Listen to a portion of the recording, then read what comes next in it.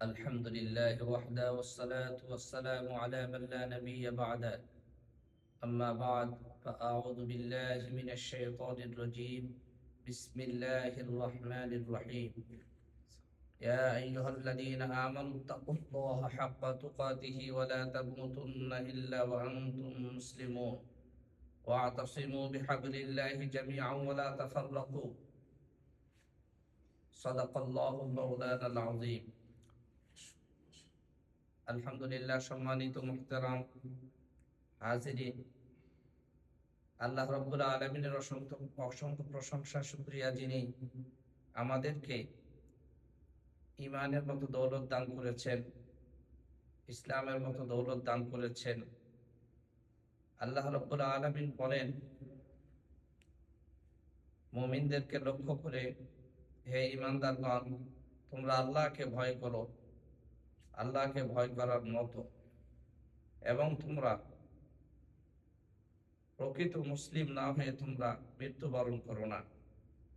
এরপরে আল্লাহ রাব্বুল আলামিন মুমিনদেরকে এবং মুসলিমদেরকে লক্ষ্য করে যে আয়াত নাজিল করেছেন তা হলো ওয়াতাসিমু বিহাবলিল্লাহি জামিআন ওয়া লা তাফাররাকু, যে তোমরা আল্লাহর রজ্জুকে মজবুতভাবে, সম্মিলিতভাবে আঁকড়ে ধরো এবং তোমরা বিচ্ছিন্ন হয়েও না, এবং তোমরা স্মরণ করো আল্লাহ প্রদত্ত সেই নিয়ামতকে, যে নিয়ামতকে আল্লাহ তাআলা তোমাদেরকে দিয়েছিলেন। তোমরা যখন পরস্পর শত্রু ছিলে, তোমাদেরকে আপসের মধ্যে মিল, মহব্বত, ভালোবাসা দান করেছিলেন অন্তরের মধ্যে, এবং তোমাদেরকে ভাই ভাই করে দিয়েছিলেন। সম্মানিত হাজিরিন, এই আয়াতদ্বয়ের আলোকে আমি বলতে চাই যে মুমিনদের জন্য, মুসলিমদের জন্য দুনিয়া এবং আখিরাতে সফলতা অর্জন করার জন্য ঐক্যের বিকল্প নাই। আর ঐক্যের জন্য আল্লাহ রাব্বুল আলামিন, আল্লাহ পাকের প্রদত্ত যে কোরআনুল মাজিদ, কোরআনুল কারীম, সেই কোরআনের ভিত্তিতেই ঐক্য গড়ার কথা সুস্পষ্টভাবে বলেছেন। কাজেই যারা এই কোরআনের উপরে ঈমান আনে, কোরআনের মধ্যে আল্লাহ রাব্বুল আলামিন অনেক বিধিবিধান দিয়েছেন। আজকে আমাদের দেশে যে ঐক্য বিনষ্ট করা হচ্ছে, মাত্র দুই একটি বিধানের প্রতি, দুই একটি বিধানের ব্যাপারে ইখতিলাফ পোষণ করার কারণে।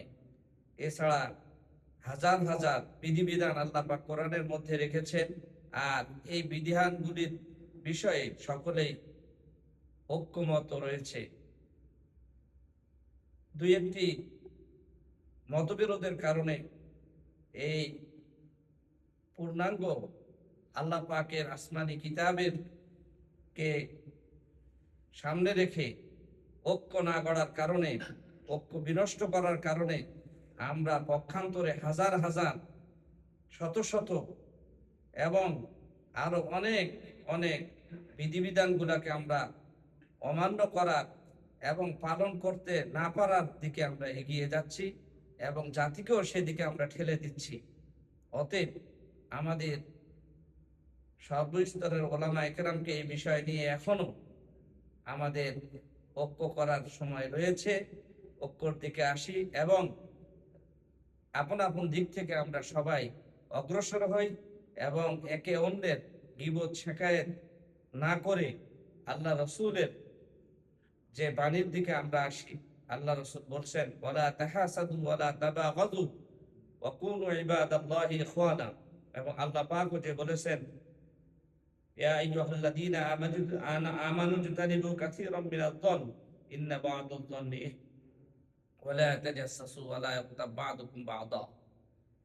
এই আয়াতের প্রেক্ষিতে আল্লাহ রাব্বুল আলামিন গীবত, শিকায়েত, একে অন্যের বিরুদ্ধে লাগা এবং গীবত শিকায়েত করার নিন্দা পোষণ করেছেন চরমভাবে।